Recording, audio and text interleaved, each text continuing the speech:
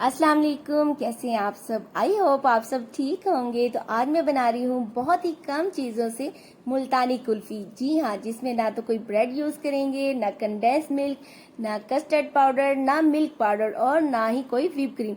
तो फिर ये मज़ेदार कुल्फ़ी किस चीज़ से हम बनाएंगे। तो आज हम सिर्फ दूध और किचन में मौजूद कुछ चीज़ों का इस्तेमाल करते हुए बिल्कुल मार्केट जैसी कुल्फ़ी बनाएंगे। यकीन जाने ये इतनी मज़ेदार होती है ना कि आपको गर्मियों में बाहर से मंगवाने की ज़रूरत ही नहीं पड़ेगी। तो यहाँ पर सबसे पहले जो है मैं चीनी ले रही हूँ। तो चीनी यहाँ पर मैं 1/3 कप यूज़ कर रही हूँ, लेकिन अगर आप मीठा ज़्यादा पसंद करते हैं तो चीनी का कप पूरा भी ले सकते हैं।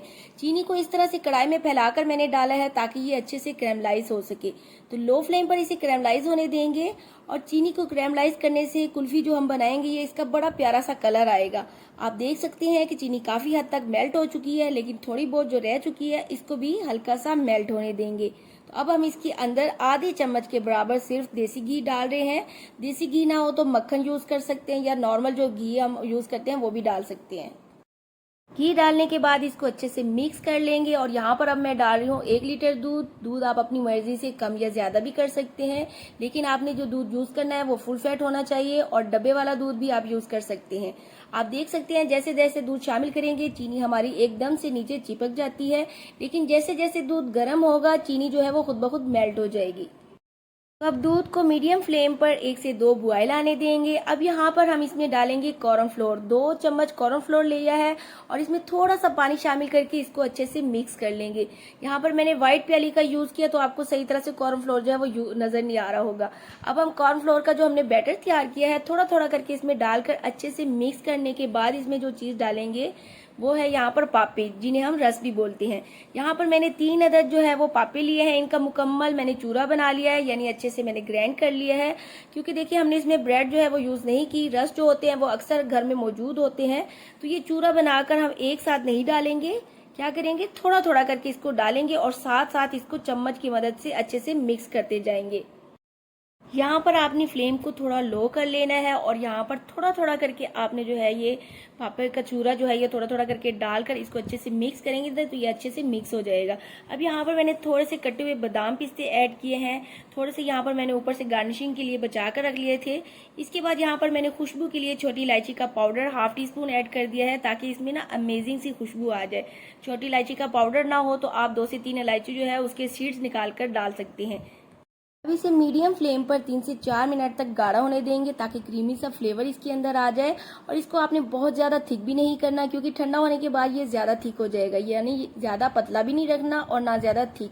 अब इसे ठंडा कर लेंगे। आप देख सकते हैं ठंडा होने के बाद बैटर काफ़ी थिक हो चुका है और इसमें यहाँ पर थोड़ी थोड़ी गुठलियाँ भी हैं। तो इसे मिक्सी जार में डालकर हल्का सा ब्लेंड कर लें या इस तरह से हैंड ब्लेंडर से भी आप ब्लेंड कर सकते हैं।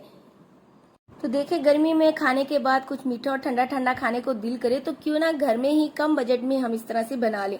माशाल्लाह से देखिए ब्लेंड करने के बाद स्मूथ सा हमारा ये बैटर जो है रेडी हो चुका है। तो चलें जी अब इस बैटर को यहाँ पर सेट कर लेंगे। इसके लिए यहाँ पर मैंने डिस्पोजेबल जो कप्स होते हैं वो लिए हैं। इसमें बैटर को डालेंगे। अगर आपके पास सांचे हों तो आप उसमें भी डाल सकते हैं। और यहाँ पर जो है हमने सारे बैटर को इन तमाम कप्स में डाल लेना है। तो इस दौरान में अगर आपको मेरी रेसिपी ज़रा सी भी अच्छी लगे तो प्लीज़ लाइक कर दें, क्योंकि मैं आपके लिए बहुत ही आसान और मज़ेदार सी रेसिपीज लाती हूँ। अब यहाँ पर मैंने सिल्वर फॉइल पेपर लिया है। इसको ऊपर से कवर कर लेंगे ताकि जो है एयर ना अंदर आ सके और दरमियान में इस तरह से देखिए होल कर लेंगे ताकि इसके अंदर जो है हम स्टिक लगा सके। इस तरीके से तमाम कप्स के अंदर मैंने होल करके ये स्टिक जो देखिए इस तरह से मैंने लगा दी है। अब जो मेरे पास बाकी का बैटर बचा है वो किस तरीके से मैं यूज़ करूँगी वो भी आपको दिखाती हूँ। यहाँ पर देखिए मैंने एक बॉक्स लिया है और इसके अंदर थोड़े से पहले जो है नट्स बादाम पिस्ता जो है कटे हुए वो डाल देंगे और जो बाकी का बैटर है वो इसके अंदर मैं डाल रही हूँ।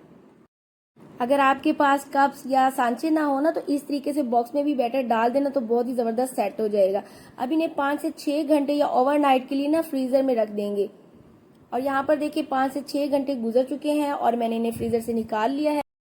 तो अब कुल्फ़ी को भी कप में से आसानी से हम निकाल सकते हैं। इसमें देखिए कोई बर्फ़ नहीं जमी हुई। कप की साइडों पर मैंने थोड़ा सा पानी लगाकर ना इस तरह से आराम से इसको निकाल लिया है। तो देखिए अगर आपको मेरी रेसिपी ज़रा सी भी अच्छी लगे तो प्लीज़ लाइक कर दें। चैनल पर फर्स्ट टाइम आए हैं तो जल्दी से सब्सक्राइब भी कर दें और साथ में बेल आइकन को भी प्रेस कर दें। इस तरह से देखिए हमने सारी कुल्फ़ियों को निकाल लिया कप में से और थोड़े से जो मेरे पास बादाम पिस्ते बचे हुए थे ऊपर से इस तरह से गार्निशिंग कर लेंगे। बादाम पिस्ता ना हो तो नारियल का बुरादा जो है वो भी ऊपर से आप इसके ऊपर अच्छे से गार्निशिंग कर सकते हैं। अब यहाँ पर ये जो बॉक्स में हमने आइसक्रीम बना कर रखी थी ये भी अच्छी तरीके से सेट हो चुकी है। इसको भी यहाँ पर मैंने निकाल कर आपको कट करके दिखाई है। बहुत ही ज़बरदस्त, बहुत टेस्टी और बहुत आसान तरीके से कम चीज़ों से मुल्तानी कुल्फ़ी ढेर सारी हमारी तैयार हुई है। तो ज़रूर ट्राई करें और मुझे भी दुआओं में याद रखें। फिर मिलूंगी, चलती हूँ, अल्लाह हाफिज़।